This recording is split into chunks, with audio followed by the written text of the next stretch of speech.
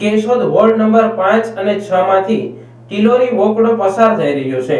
દર વર્ષે આ વોકડાનું પાણી ઉભરાતું હોય વોકડા કાંઠાના લોકો પરેશાન થઈ રહ્યા છે। તાજેતરમાં પાલિકાએ વોકડાનું બ્યુટિફિકેશન કરવાનો નિર્ણય લેતા વોકડા કાંઠાના લોકોમાં ખુશાલી જોવા મળી હતી, પરંતુ બન્યું એવું કે જેવી બ્યુટિફિકેશનની કામગીરી શરૂ થઈ તો વોકડો ઉલટાનો સાંકડો બની રહ્યો છે।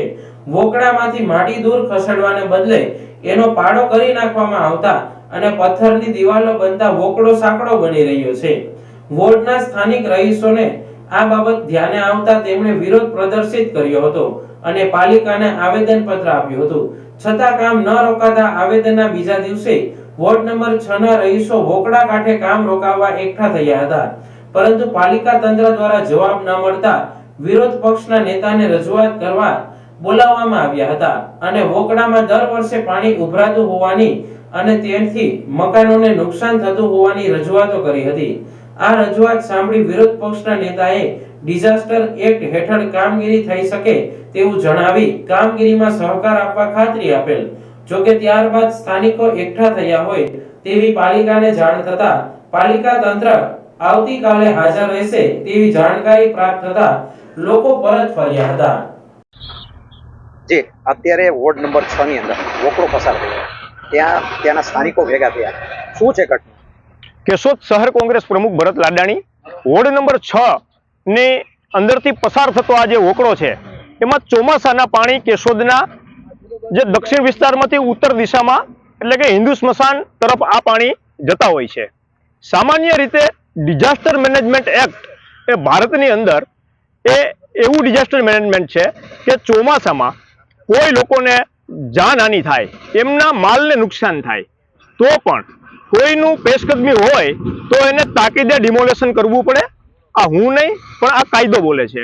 તો હવે અહીંની સ્થળ સ્થિતિ જોતા ઘણી બધી પેશકદમીઓ છે।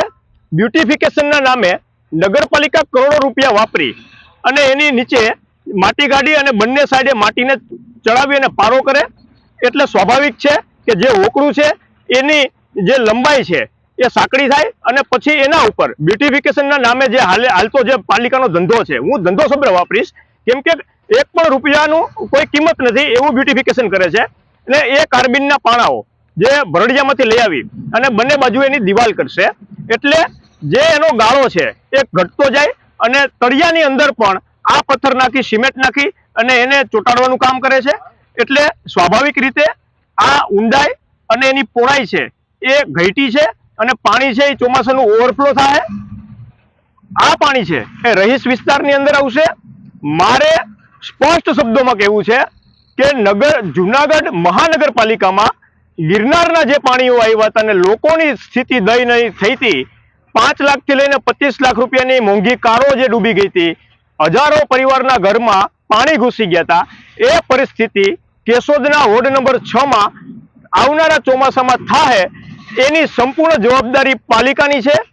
હાલ વહીવટી શાસન છે, પરંતુ આ ગ્રાન્ટ છે એ ભારતીય જનતા પાર્ટીના શાસનમાં આપેલું છે અને એનો રોડમેપ તૈયાર થઈ ગયો છે। એટલે તમે વિકાસના કામ કરો તો અમે વિપક્ષ તરીકે સહકારમાં છીએ, પરંતુ કોઈ માનવને નુકસાન થાય એવું કામ કરવામાં આવે તો બિલકુલ સાખી લેવાય નહીં। આના માટે ડિઝાસ્ટર મેનેજમેન્ટ એક્ટ હેઠળ જ્યાં જરૂર પડે ત્યાં એક શહેર કોંગ્રેસના પ્રમુખ તરીકે હું લખીને આપવાનો છું। આ વિસ્તારના લોકોની સહી સિગ્નેચર કરી અને સાથે રાખીશ। જય હિન્દ, અસ્તુ।